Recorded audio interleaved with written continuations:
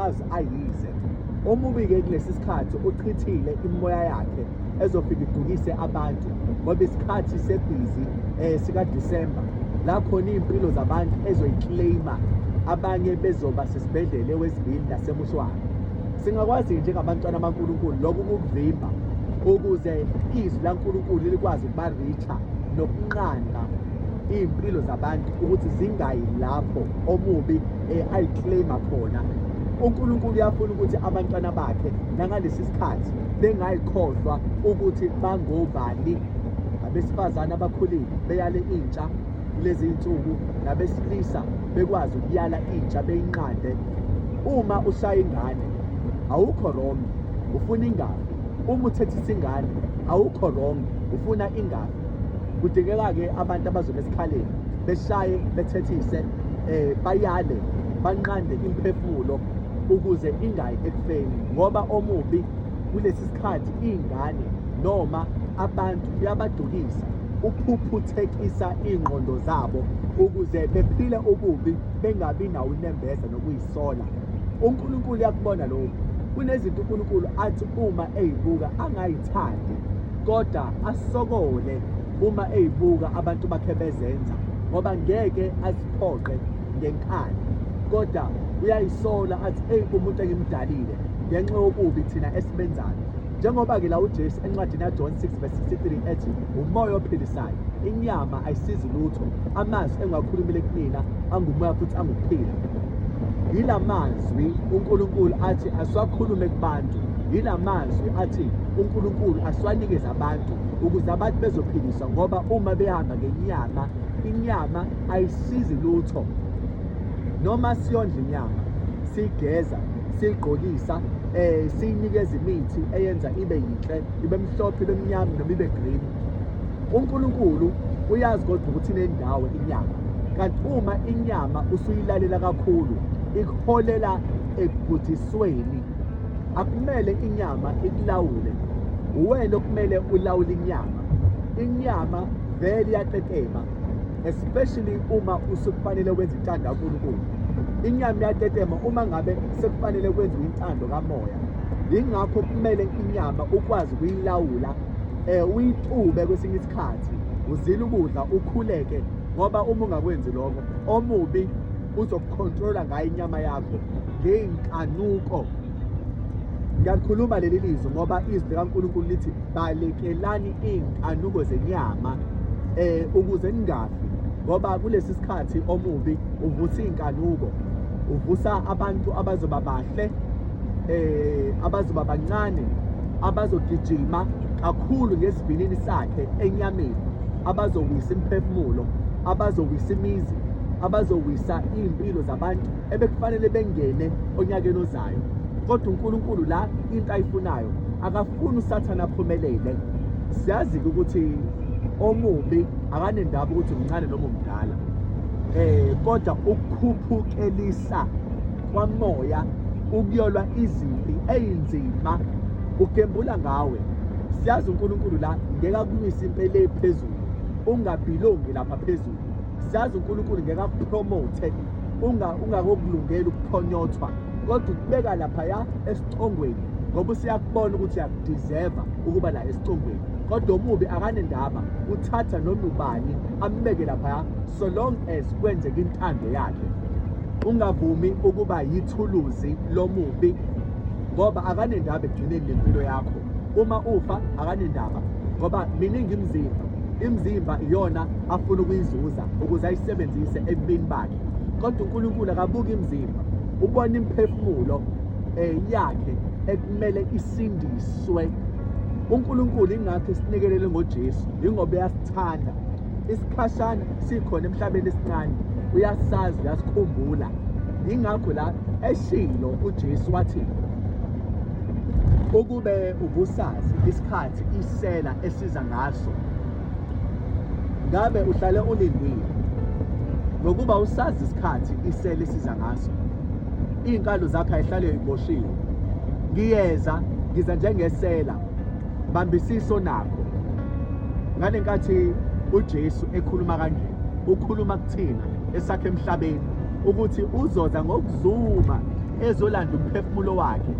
Uma inceku ithi hawu inkosi yami ilibele, othi ngiphuze, othi ngishaye abafana, noma othi ngijole, ihlukumeze ezinye iy'nceku ney'ncekukazi, la uNkulunkulu akushoyo uthi uma ngifika yenze njalo leyo nceku embi, ngiyakuyabela umsebenzi wabazenzisi.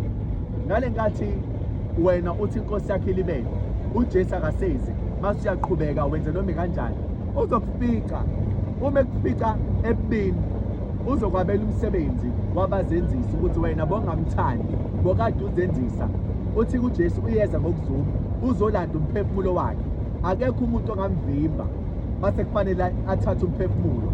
Umphefumulo uyawuthatha, noma ungacasha ubophe indlu yakho noma kanjani, noma uyivale noma kanjani, kodwa uzofika ezolanda umphefumulo wakhe, ngeke uzuvimbe. Yingakho la ekwazisa ukuthi yena uyeza uza njengesela. Kukwena ukuthi uNkulunkulu uyamvumela yini empilweni yakho asebenze, kodwa uNkulunkulu ushodinga abantu abazomvumela ukuthi asebenze ey'mpilweni zabo. Nakulo Disemba akuyihlambulule ube isitsha sikaNkulunkulu, athi noma ekumema ngomoya wakhe, ekumemela ey'ndaweni zobumnyama, kodwa unqabe, ngoba liyasho izwi labaseHebheru 12 verse 1, lokhu sinefu lofakazi elisihaqileyo, lahlani konke okusindayo kangaka nesono esithandela kangaka, ukuze nikwazi ukugijima kulo ncintisana esikumiselweyo, nibhekile kumqalelisi nomphelelisi wokukholwa, okungukuthi uJesu. Abantu-ke basibhekile kulo Disemba ukuthi ngabe uyikholwa nakulo Disemba yini, ngabe uzoqhubeka abekezele abambelele kuJesu nakulo Disemba na?